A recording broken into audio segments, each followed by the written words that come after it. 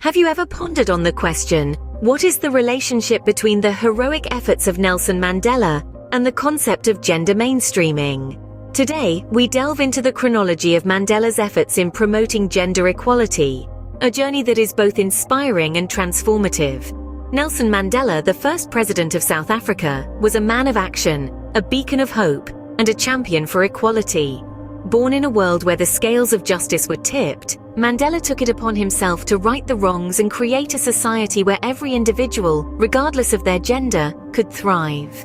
In the early days, Mandela's fight for equality was not explicitly focused on gender issues. Yet his commitment to justice and equality laid the groundwork for a more inclusive society.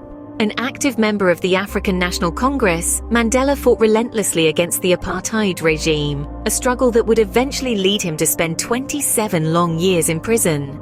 Don't forget to subscribe to the SayPro channel for more insightful videos like this one. Upon his release in 1990, Mandela did not let the bitter past dampen his spirit. Instead, he became more resolved to fight for a democratic and equal society. As he prepared for the first democratic elections in South Africa's history in 1994, Mandela made gender equality a key component of his campaign.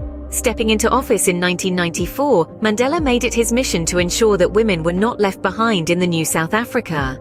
His government introduced a new constitution, one that enshrined gender equality as a basic human right. It was a landmark moment.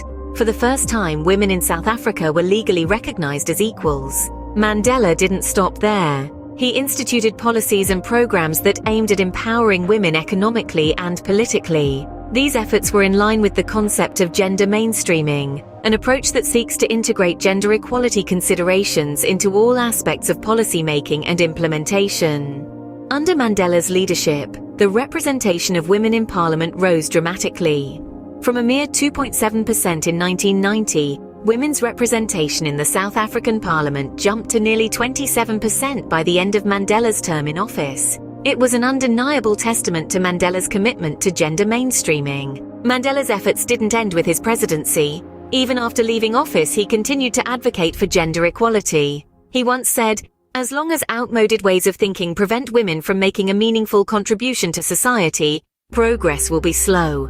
As long as the nation refuses to acknowledge the equal role of more than half of itself, it is doomed to failure." To summarize, Nelson Mandela's efforts had a profound impact on gender mainstreaming. He not only advocated for gender equality, but also instituted policies that made it a reality. His legacy is one of a leader who understood the importance of gender equality in building a just and prosperous society. Mandela's journey in promoting gender mainstreaming was not a solitary one.